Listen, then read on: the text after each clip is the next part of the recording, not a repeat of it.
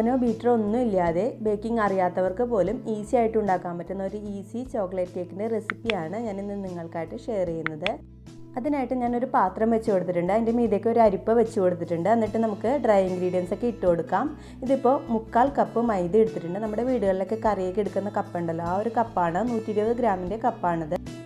ഇനി ഇതിലേക്ക് ഒരു 1/4 കപ്പോളം കൊക്കോ പൗഡർ ഇട്ട് കൊടുക്കുന്നുണ്ട്. ഈ മൈദ എടുത്തിരിക്കുന്ന കപ്പിൽ തന്നെയാണ് ഞാൻ ഈ കൊക്കോ പൗഡർ അളന്നെടുത്തിരിക്കുന്നത്. പിന്നെ ഇതിലേക്ക് ഒരു 1/4 ടീസ്പൂൺ ഉപ്പ്, 1/4 teaspoon baking soda, 1/2 teaspoon baking powder, 1/2 teaspoon coffee പൗഡറും കൂടി ചേർത്ത് കൊടുക്കുന്നുണ്ട്. ഇൻസ്റ്റൻറ്റ് കോഫി പൗഡറോ അല്ലെങ്കിൽ നോർമൽ കോഫി പൗഡറോ വേണമെങ്കിൽ ചേർത്ത് കൊടുക്കാം. ഇനി ഇത് നമുക്ക് നന്നായിട്ടൊന്ന് അരിച്ചെടുക്കണം.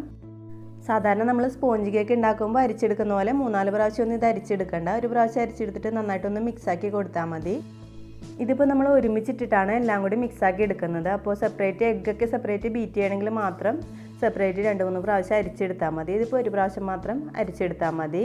നന്നായിട്ട് ഇതുപോലെ ഒന്ന് മിക്സാക്കി കൊടുത്താൽ മതി. എന്നിട്ട് ഇനി അടുത്തതായിട്ട് നമുക്കിതിലേക്ക് 1/2 കപ്പ് പഞ്ചസാര ചേർത്ത് കൊടുക്കാം. ഈ മൈദ എടുത്തിരിക്കുന്ന കപ്പിൽ തന്നെയാണ് ഞാൻ എല്ലാം അളന്നെടുത്തിരിക്കുന്നത്. അപ്പോൾ നിങ്ങൾക്ക് മനസ്സിലാക്കാനായിട്ട് എളുപ്പമുണ്ടാവും. ഇപ്പോൾ പഞ്ചസാര ഫുള്ളായിട്ട് ചേർത്തില്ലെങ്കിൽ ജസ്റ്റ് ഒന്ന് മിക്സിയിലിട്ട് അടിച്ചിട്ട് ചേർത്താലും മതി. ഒരുപാട് തരിയുള്ള പഞ്ചസാരയാണെങ്കിൽ മിക്സിയിൽ ജസ്റ്റ് ഒന്ന് അടിച്ചിട്ട് ചേർക്കണതാണ് നല്ലത്.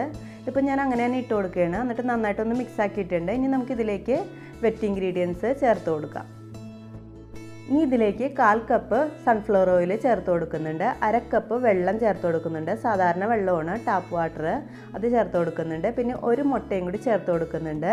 ഇനി ഇതൊന്ന് നമുക്ക് നന്നായിട്ടൊന്ന് മിക്സാക്കി എടുക്കാം. ഈ പഞ്ചസാരയൊക്കെ നന്നായിട്ട് അലിയുന്ന വരെ നന്നായിട്ടൊന്ന് മിക്സാക്കി കൊടുക്കണം. ഇതിലേക്ക് നമ്മളിപ്പോൾ പൊടിച്ച പഞ്ചസാര ചേർക്കുന്നുണ്ടെങ്കിൽ പെട്ടെന്ന് തന്നെ മിക്സാക്കി കിട്ടും. അല്ല തരിയായിട്ടുള്ള പഞ്ചസാരയാണെന്നുണ്ടെങ്കിൽ കുറച്ച് നേരം കൂടുതൽ നേരം ഇതുപോലെ നന്നായിട്ട് മിക്സാക്കി കൊടുക്കേണ്ടി വരും. നമ്മൾ ഈ കേക്ക് ഉണ്ടാക്കാനായിട്ട് ബീറ്റർ ഒന്നും യൂസ് ചെയ്യുന്നില്ല. ഇതുപോലത്തെ ഒരു ബലൂൺ വിസ്ക് മതി. അതില്ലെങ്കിൽ നമുക്കൊരു തടുത്തവി വെച്ചിട്ടായാലും നന്നായിട്ടൊന്ന് മിക്സാക്കി കൊടുത്താൽ മതി. ഈ പഞ്ചസാരയൊക്കെ നന്നായിട്ട് അലിയുന്ന വരെ നന്നായിട്ട് മിക്സാക്കി കൊടുക്കണം. ഇതിപ്പോൾ തിക്കായിട്ട് തോന്നും. പഞ്ചസാര അലിഞ്ഞ് വരുമ്പോൾ കുറച്ചും കൂടി ലൂസ് ബാറ്ററായിട്ട് വരും.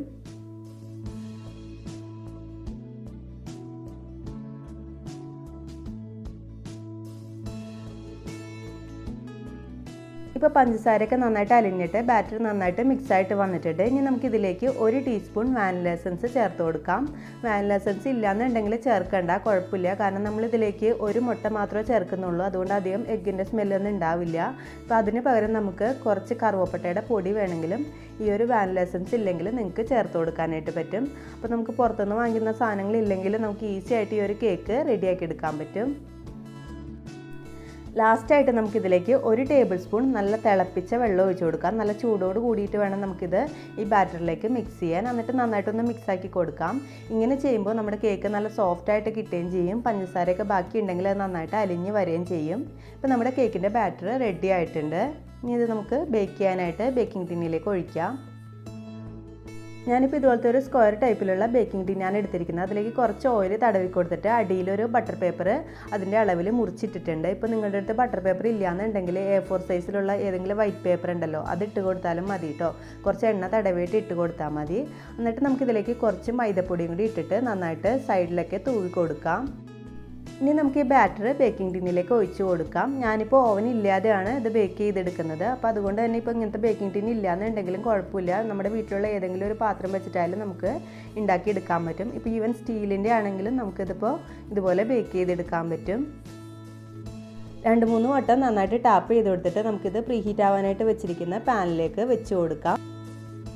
ഞാനൊരു 10 മിനിറ്റ് മുമ്പേ പ്രീഹീറ്റ് ആവാനായിട്ട് ഈ ഒരു പാൻ വെച്ചിട്ടുണ്ടായിരുന്നു. ഒരു മീഡിയം തീയിലിട്ടിട്ട് നന്നായിട്ട് ഒരു 10 മിനിറ്റ് പ്രീഹീറ്റ് ആക്കി എടുത്തിട്ടുണ്ട്. എന്നിട്ട് നമുക്കിത് ഇതിൻ്റെ ഉള്ളിലേക്ക് വെച്ച് കൊടുത്തിട്ട് അടച്ച് വെച്ചിട്ട് ഒരു 40 മിനിറ്റ് വരെ ഇത് ബേക്ക് ചെയ്തെടുക്കാം.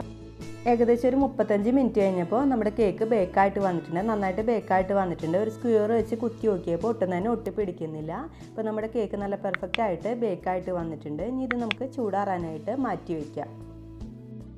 അടുത്തതായിട്ട് ഈ കേക്ക് ഒന്ന് നന്നായിട്ട് സോക്ക് ചെയ്തെടുക്കാനായിട്ട് ഞാനൊരു ഷുഗർ സിറപ്പ് റെഡിയാക്കുന്നുണ്ട്. അപ്പോൾ അതിനായിട്ട് ഒരു 1.5 കപ്പ് വെള്ളം വെച്ചിട്ടുണ്ട്. അതിലേക്ക് 1/2 കപ്പ് പഞ്ചസാരയും കൂടി ചേർത്ത് കൊടുത്തിട്ടുണ്ട്. ഇനി ഈ പഞ്ചസാര നന്നായിട്ട് അലിഞ്ഞ് ഈ ഒരു വെള്ളം പകുതി ആവുന്നവരെ നമുക്ക് നന്നായിട്ടൊന്ന് തിളപ്പിച്ചെടുക്കണം. സാധാരണ നമ്മൾ ഷുഗർ സിറപ്പ് ഉണ്ടാക്കുന്നത് പോലെയല്ല ഇത് ചെയ്യുന്നത്. സാധാരണ നമ്മൾ ചെയ്യുമ്പോൾ ജസ്റ്റ് ഒന്ന് തിളപ്പിച്ചിട്ട് പഞ്ചസാര അലിയുന്നവരെയും ചേർത്താൽ മതി. പക്ഷേ ഇത് ഞാനിപ്പോൾ പകുതിയായിട്ട് വറ്റിച്ചെടുക്കുന്നുണ്ട്. വെള്ളം ഒഴിച്ചതിൻ്റെ പകുതിയായിട്ട് വറ്റിച്ചെടുക്കുന്നുണ്ട്.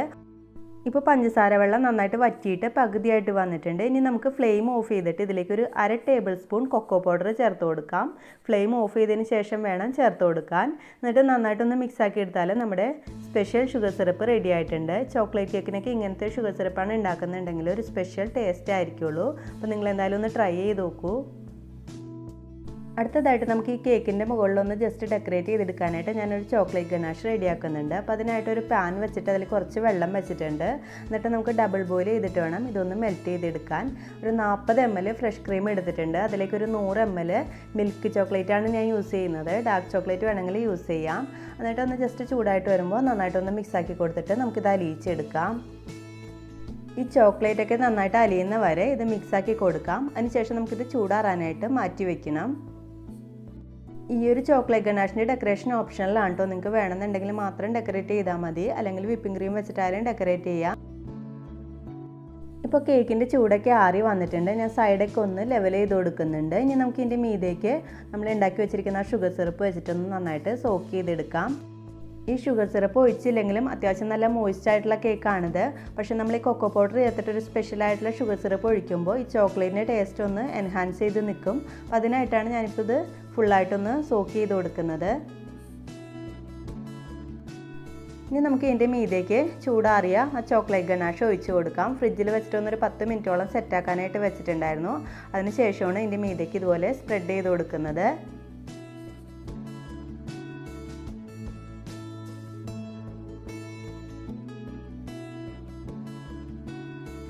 ഇപ്പോൾ ചോക്ലേറ്റ് ഗനാഷൊക്കെ വെച്ചിട്ട് നന്നായിട്ടൊന്ന് എല്ലായിടത്തും ലെവലാക്കി കൊടുത്തിട്ടുണ്ട്. ഇനി നമുക്ക് ഇതിൻ്റെ മീതേക്ക് കുറച്ച് ഡെക്കറേഷനായിട്ട് കുറച്ച് സ്പ്രിങ്കിൾസ് ഇട്ട് കൊടുക്കാം.